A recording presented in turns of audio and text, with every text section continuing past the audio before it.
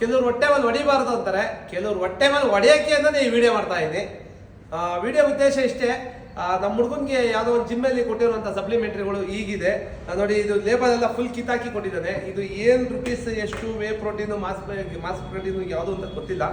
ಮತ್ತು ಇದನ್ನು ಲೇಬಲ್ ಎಲ್ಲ ಕಿತ್ತಾಕಿ ಕೊಟ್ಟಿದ್ದಾನೆ. ಮತ್ತು ಈ ಥರ ಲೇಬಲ್ ಎಲ್ಲ ಕಿತ್ತಾಕಿ ಕೊಟ್ಟಿದ್ದಾನೆ. ಕೆಲವೊಂದಕ್ಕೆ ಲೇಬಲ್ ಇದೆ, MRPಗಳನ್ನ ಫುಲ್ ಅಡಿಸಿದ್ದಾನೆ. ಎಕ್ಸ್ಪೈರಿ ಡೇಟ್ಗಳು ಕರೆಕ್ಟ್ ಇಲ್ಲ. ಕೆಲವೊಂದು MRP ಇದೆ, ಎಕ್ಸ್ಪೈರಿ ಡೇಟ್ ಇದೆ, ಓವರ್ MRP ಇದೆ. ಮತ್ತು ಇದರಲ್ಲಿ ಫುಲ್ ಏನು ಯಾವ್ದು ಕೊಟ್ಟಿದ್ದಾನೆ ಅಂತಲೇ ಗೊತ್ತಿಲ್ಲ. ಪ್ರೋಟೀನ್ಸ್ ಇದು ಕ್ರಿಯೇಟಿನ್ನ, ಗ್ಲುಟಾಮಿನ್ನ, BCAA ಗೊತ್ತಿಲ್ಲ.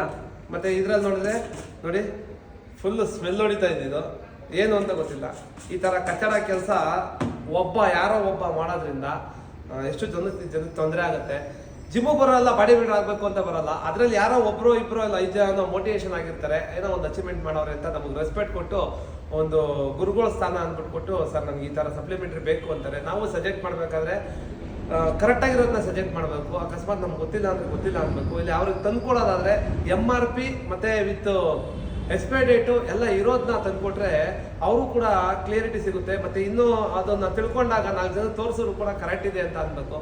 ಆ ಥರದನ್ನ ತಂದುಕೊಡ್ಬೇಕು. ಯಾರೋ ಒಬ್ಬ ಮಾಡೋ ಅಲ್ಕ ಕೆಲಸದಿಂದ ಎಲ್ಲ ಜಿಮ್ಮವ್ರಿಗೂ ಕೆಟ್ಟ ಹೆಸರುಗಳು ಬರ್ತದೆ. ಇದರಿಂದ ಒಂದು 1000 ರೂಪಾಯಿ ಸಂಪಾದನೆ ಮಾಡಿರ್ಬೋದು ನೀನು, ಆದರೆ ಕೆಟ್ಟ ಹೆಸರು ಅನ್ನೋದು ಒಬ್ಬನಿಗೆ ಬರೋಲ್ಲ, ಎಲ್ಲರಿಗೂ ಬರುತ್ತೆ. ದಯವಿಟ್ಟು ಈ ಥರ ಅಲ್ಕ ಕೆಲಸ ಮಾಡೋರಿಗೆ ಶೇರ್ ಮಾಡಿ. ದಯವಿಟ್ಟು ಯಾರಿಗೂ ಮಾಡೋಕೆ ಹೋಗ್ಬೇಡಿ. ನಮ್ಮನ್ನು ನಂಬ್ಕೊಂಡು ಯಾರೇ ಸ್ಟೂಡೆಂಟ್ ಬಂದರೂ ಕೂಡ ಅವ್ರಿಗೆ ಜೆನ್ಯೂನಾಗಿ ಕೊಡಿ. ನೀವು ಎಕ್ಸ್ಟ್ರಾ ತಗೊಳ್ಳಿ ಪರವಾಗಿಲ್ಲ, ಅವ್ರಿಗೆ ಚಾರ್ಜಸ್ ಅಂತ ಹೇಳ್ರಿ, ಪರ್ಸನಲ್ ಟ್ರೈನಿಂಗ್ ಚಾರ್ಜಸ್ ಅಂತ ಹೇಳ್ರಿ. ಇಲ್ಲಾಂದರೆ ಇಲ್ಲ ಗುರು ನಾನು ಸಜೆಕ್ಟ್ ಮಾಡ್ತೀನಿ ನಾನು ಸಪ್ಲಿಮೆಂಟ್ರಿ, ಅದಕ್ಕೆ ಚಾರ್ಜಸ್ ಅಂತ ಹೇಳ್ರಿ. ಇಷ್ಟ ಇದ್ರೆ ಕೊಡ್ತಾನೆ, ಕಷ್ಟ ಇದ್ರೆ ಬೇಡ ಅವನು. ಅದು ಬಿಟ್ಬಿಟ್ಟು ಈ ಥರ ಕಚಡ ಪ್ರಾಡಕ್ಟ್ಗಳನ್ನ ಕೊಟ್ಟು ಯಾವ್ದು ಕೊಟ್ಟಿದ್ದೀರ, ಜೆನ್ಯೂನ್ ಕೊಟ್ಟಿದ್ಯಾ, ಕಚಡ ಕೊಟ್ಟಿದ್ಯಾ ಅಂತ ಅವನಿಗೂ ಗೊತ್ತಿಲ್ಲ, ಇನ್ಕ್ಲೂಡು ಕೊಟ್ಟಿರೋ ನಿನಗೂ ಗೊತ್ತಾಯ್ತೋ ಗೊತ್ತಿಲ್ಲ. ಗೊತ್ತಿದ್ದಿದ್ರೆ ಈ ಥರ ಕೊಡ್ತಾ ಇರಲಿಲ್ಲ. ಇವಾಗ ಅವನಿಗೂ ಮತ್ತು ಕೊಟ್ಟಿರೋನ್ಗೂ, ನಮ್ಮ ಹುಡುಗ ತಗೊಂಡಿರೋನ್ಗೂ ಅವರಿಬ್ರಿಗೂ ಏನೋ ಬೇರೆ ಪ್ರಾಬ್ಲಮ್ಸ್ ಆಗಿ ಈಗ ಅಲ್ಲಿಂದ ಬಂದಿದ್ದಾನೆ. ಏನು ಕೊಟ್ಟಿದ್ದಾನೆ ಅಂತ ನೋಡಿದ್ರೆ ಈ ಥರ ಎಲ್ಲ ಇದೆ. ಏನೇನು ಅಂತ ಇದರಲ್ಲಿ ಯಾವ ಥರ ಹುಡ್ಕೋದು ಅಂತಲೂ ಗೊತ್ತಿಲ್ಲ. ಈ ಥರ ಕಚಡ ಕೆಲಸ ಮಾಡೋರಿಗೆ ದಯವಿಟ್ಟು ಈ ವಿಡಿಯೋನ ಶೇರ್ ಮಾಡಿ. ಮತ್ತು ಈ ಥರ ಕಚಡ ಕೆಲಸ ಮಾಡಿ